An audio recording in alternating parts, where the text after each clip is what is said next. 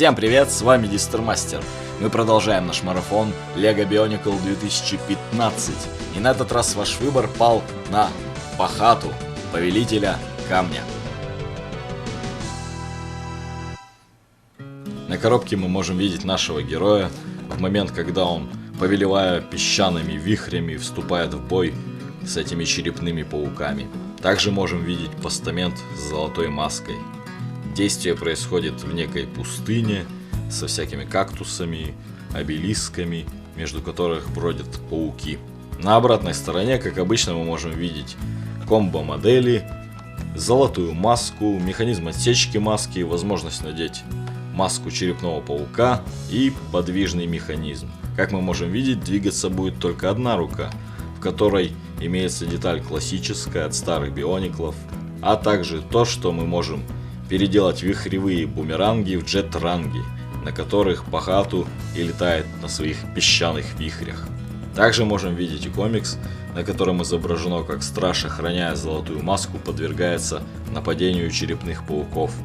И Пахату на своих джет-рангах, спускаясь по песчаным дюнам, хватает маску, вызывает вихрь и спасает стража. В инструкции, конечно же, будет добавлена еще одна картинка, в которой страж благодарит повелителя за то, что он его спас, и предлагает ему свое оружие. Ну что ж, заглянем в коробочку.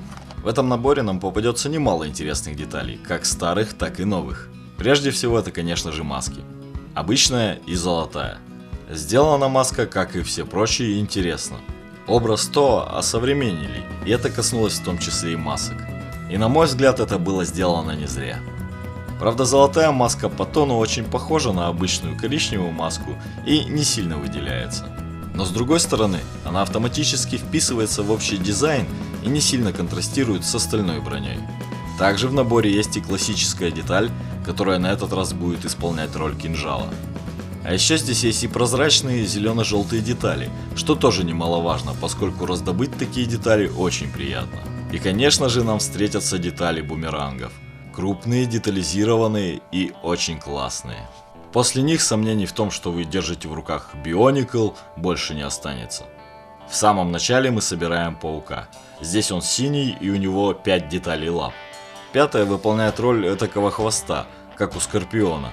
Но насколько это целесообразно, не берусь судить. Конечно, лишней эта деталь не будет, но на мой взгляд было достаточно и 4. После этого собираем ноги, и сразу можем отметить, какими крепкими они оказываются. Не остается оголенной буквально ни одна часть ноги. Броня, хоть ее и немного, тем не менее плотно скрывает конечности. Однако в этом кроется и минус. Эти прекрасные прозрачные детали оказываются полностью скрытыми и становится неважно, есть они или нет, поскольку их очень сложно различить. Затем собираем подвижный механизм, и сразу же замечаем, что на него, помимо всего прочего, можно прицепить еще и кинжал, который при правильном расположении не будет стеснять ТОА в движениях. И это очень круто. Затем приступаем к сборке рук. И сразу понимаем, что руки у Пахату не симметричны. Одна часть сделана из черных деталей, а другая из прозрачных. Да и к тому же на одной щитке обычные серые, а на другой с дополнительной деталью и шипами, что подчеркивает, какой рукой он будет атаковать. Затем крепим голову, нагрудный доспех и начинаем собирать бумеранги. Украшаем их парой прозрачных деталей, вооружаем Пахату, надеваем маску и вот он, Повелитель Камня. В глаза тут же бросаются эти самые вихревые бумеранги. Они подвижные, могут складываться и раскладываться, и судя по их размеру, это действительно боевые бумеранги, которыми можно орудовать и в ближнем бою. Не хотелось бы получить по голове такой огромной штукой. Механизм работает исправно, рука движется легко и свободно. Тоже можно сказать и о механизме отсечки маски. Маски можно снимать в любом положении, этому ничего не мешает. Маска паука, а тем более синего, смотрится на нем не очень интересно. Видимо, он по натуре не склонен подчиняться злу.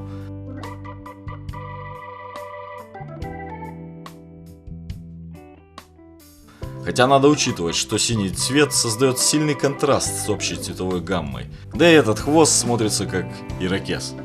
Грудная пластина несимметричная. Она будто обтесана камнем, и это удачный дизайн. Вообще надо признать, что даже к созданию принтов в этой серии подошли серьезно. Это не единый рисунок, а индивидуальная, отличительная черта каждого ТО. Вихревые бумеранги можно превратить в джет-ранги, и тогда ему понадобится его кинжал. Он будет скользить по дюнам со смертоносным кинжалом в руках, принося с собой страх и ужас в сердца своих врагов. В итоге сложно однозначно оценить этот набор. Это низкий воин с асимметричным строением, с прозрачными деталями, которые по большей части не видно, с неброским внешним видом и мало отличающийся от других ТО. Но в то же время у него есть новые детали, старые детали, бумеранги, крутая маска и общий скромный, но вместе с тем узнаваемый вид. Это одна из тех моделей, которые стоит судить не по внешнему облику, а по образу, который она создает. И должен признаться, у меня этот образ приятный. Он будто одел маску с защитными фильтрами против пыли и песка.